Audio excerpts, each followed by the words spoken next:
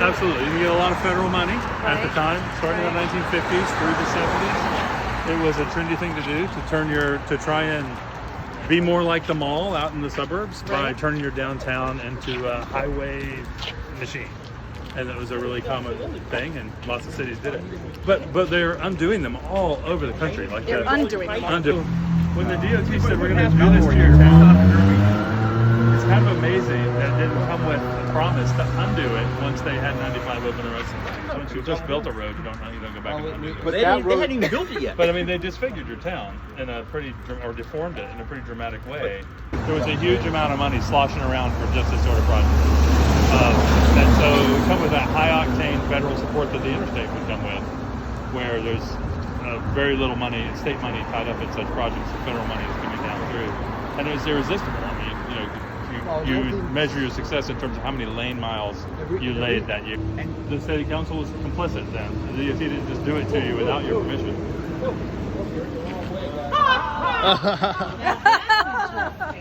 Yeah, get out your camera. Oh, Jonathan. All right, quick. It bifurcated the town and it bifurcated the citizens.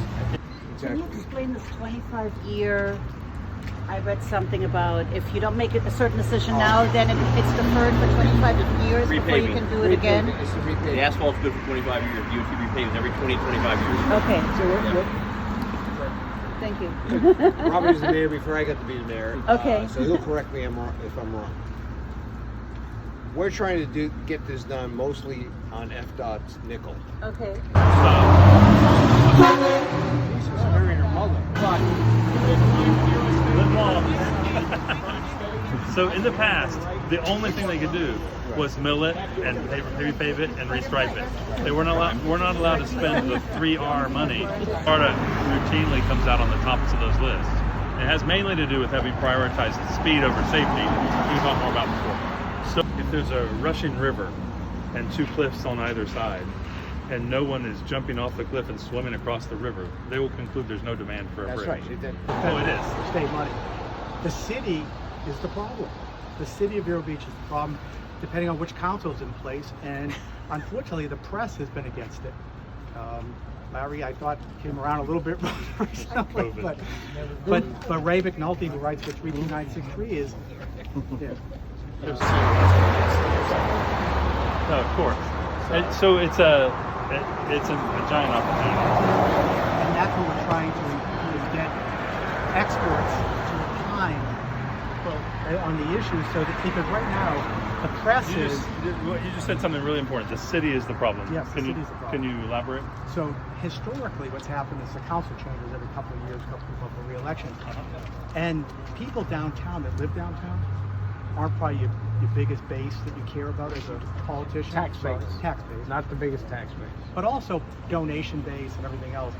The people on the islands, if you tell them that you're going to do anything to inconvenience them, if that's the perception, you won't be able to evacuate in a hurricane. First of all, they're not even here in the summer, number one. But if they were, this is not the issue with getting out of town. It's State Road 60. And why would we spend money to make lanes to reduce something we're going to have to fix it in the future? Well, we have studies from Kimberly Horn that say even 25 years in the future, it's not an issue. So if you were the DOT, put yourself in the shoes of a district and measure the success of the street. You could measure it in terms of capacity at the peak hour, during a hurricane, evacuation, while there was also an earthquake and a brush fire and a terrorist attack all happening at the same time. And that's one way to measure it. And another way to measure it is how much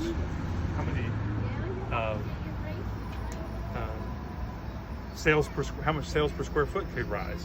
Speed is really high. And speed gets high when there's more asphalt than needed for the volume of traffic using it at peak hours. Well, it used to be 35, and I they heard. found everybody was doing 45. Right. So instead, and the police used to sit right there and write tickets all day long. They stopped, Right. and then y'all said, Not the me. speed limit is Not y'all. but I'm not y'all. meaning the state said, well, the average speed is 48 miles an hour. We're Right. going to make it 45. Yeah, so this is an insidious little, Yes. evil little thing in traffic engineering called the 80th percentile or 85th percentile. And what it says is they measure how fast people are actually going, and then they pick the They try to put the posted speed at what the 85th percentile is right. But if you over-design the street, you design it like the Indianapolis 500, and you stand back and watch, people are going to speed, and then your number is going to be higher. So it basically is a system created by asphalt mongers for asphalt mongers. Don't fall for it. Don't you think Barbell's point though is kind of interesting in terms of sales per square foot, because that's how shopping centers would measure, right? But you could also measure the rents for the upstairs apartments or office spaces. Another thing they measure. Real estate. Which have been rising. We learned, a few minutes ago from the former mayor, they've been rising in spite of the challenges. So, although they have risen to a number lower than I would have expected for such a historic and quaint place full of affluent households with lots of discretionary income, it should be higher than it is. Because that would point to, I said you should do first, which I is know, think about the recognition, purpose the of the street. purpose. Like, what's the purpose of the street? If the purpose of the street is to have a successful, vibrant downtown, that is not the same purpose as seeing how many cars you can pump through the facility at whatever speed they want to drive. The speed at which the maximum number of cars we can get through a lane of traffic per hour, not on the interstate, but where we have interactions like driveways and intersections.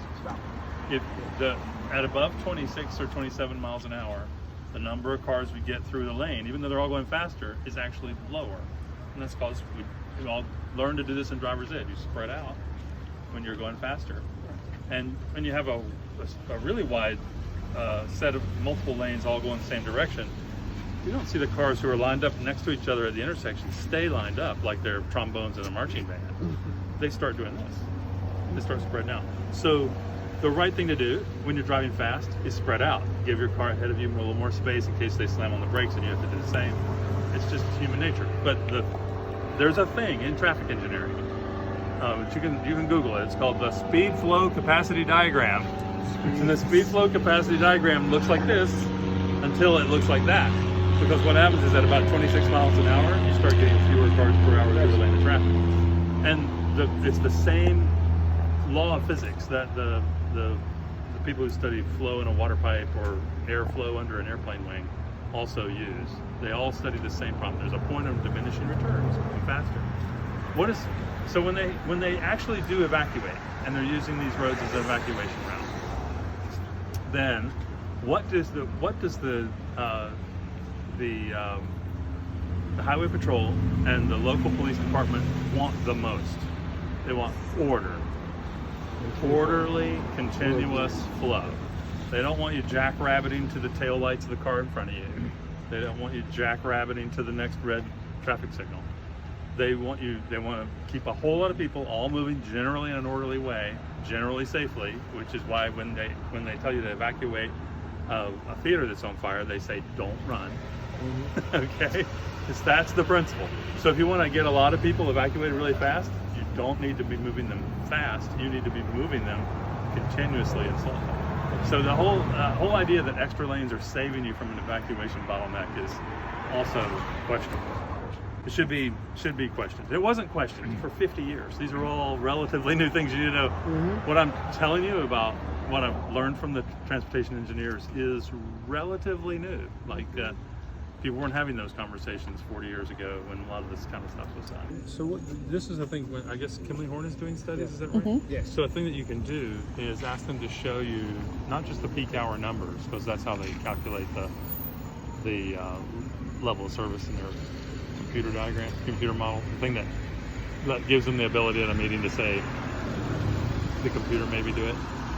Ask them to show you the whole day, because you might find there's a midday peak, or that it rises in the morning after everybody wakes up and it stays pretty even all day long and then drops again in the evening.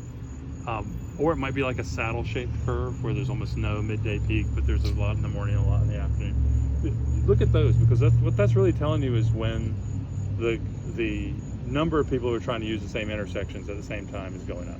Now, do you hear the word I used? The number of people trying to use the same intersections at the same time, also known as congestion. But I don't call it congestion, because depending on what you're doing with that road, it might be good cholesterol, not bad cholesterol. Then what they're selling is experiences. If people have a lousy experience, they don't want to go back to that place. They're going to try somewhere else the next year. But they have a great experience, they say, we should come back there, and we should come back in the fall, or we should extend our trip. So you're selling experiences, and man, could you have timed the noisy truck better when I was talking about selling experiences? My experience right now is breathing his tailpipe emissions. You know, that's all. I don't want to pretend to know enough. I'm putting you on a spot, so maybe. Gut reaction is that you know, this looks like it was designed to help us all flow, because when you're behind the wheel, the natural thing is to go faster, right? It just flow feels like, who wouldn't want to flow? Flow feels like a good thing. But right now the speed that has followed that effort to get everything flowing all the time, free-flowing conditions for traffic, is resulted in a lot of other things like blight and unleasable space and noise and pollution and safety. And even if you're not actually hit by a car when you're on foot or on a bike or in your car, the fear that you're gonna be is a downgrade to your experience. So all of those are negatives that were purchased at the price of flow. Are you stressed out? Oh, Yeah. I'm ready to go home. The stress. Can you We walk? don't have good measurements for that. Can I stuff. walk? I would No, I'm never. just curious. They learned that the police power, the feature in the Constitution that gives you the ability to do things like adopt zoning laws and traffic speeds, is that thing that says you pass such laws as necessary to protect the public health, safety, and welfare. That's what it says. Public health, safety, and welfare. And you know, so that's my gut reaction. My gut reaction is that this looks like it was built to without all those in mind. I think the law of diminishing returns that you were talking about with the speed limit alone, like, that's all I need to hear in terms of an argument. Like, that's it, you know? The best way for traffic to move is around 26, 27 miles an hour. I mean, there's just so much, but the technical analysis is going to prove that it's not an issue. None of these things are an issue. This is about the perception of the public's mind of whether this is a good thing or a bad thing. I see. Because the engineers have already determined there's no problem. It's political. And I think that's what this is about, is to have the workshops to get people educated so that they can make an educated decision, not a scaremongering of, you know.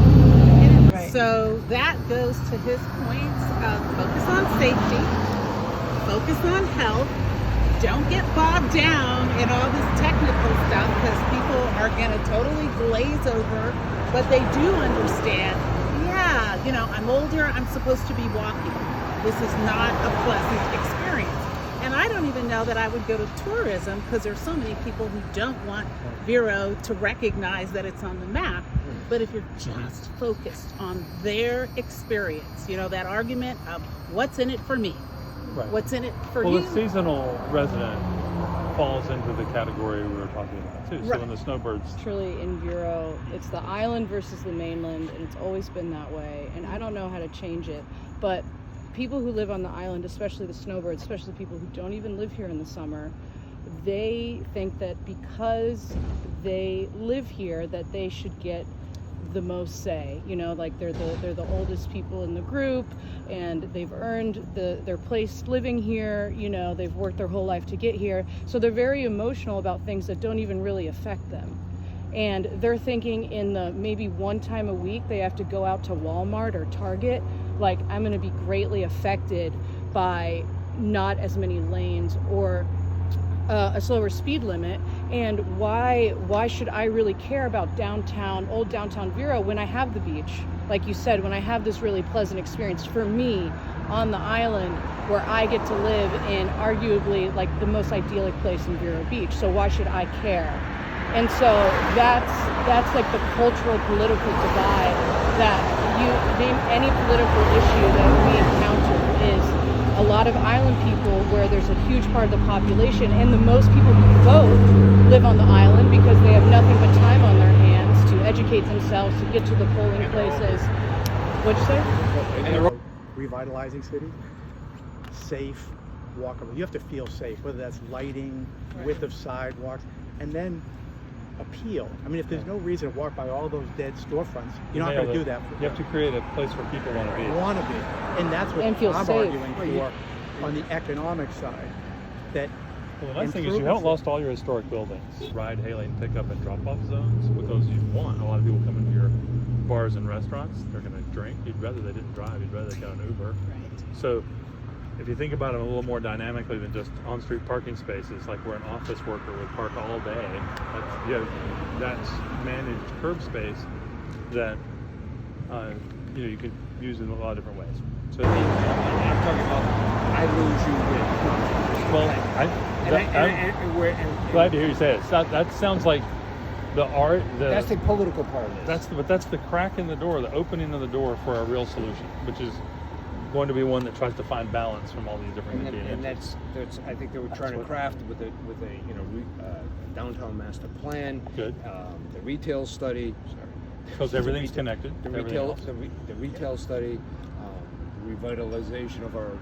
We've got a public-private partnership trying to revitalize our park. That's all part of the puzzle, and I think that's the important part. But it doesn't stop the political debate about what has to happen here, and the reality of the matter, where politics is. Yeah. Well, I bet the developers would tell us that in the real world, developers do the deals they can actually do, which is the ones for which there's finance and tenants and everything's lined up, right? The price of the land and the price of construction. They don't do just whatever deals they draw as planners, right? They draw the deals they do the deals they can actually do. It may be something similar for the elected officials. Like city councils do the public works projects they can actually do, that they can reach enough consensus that make some people angry. When you have the makings of dramatic before and after picture, it means the before conditions are way below what you deserve. That's what I see. That's an argument against a no change scenario. Why not get better? You can.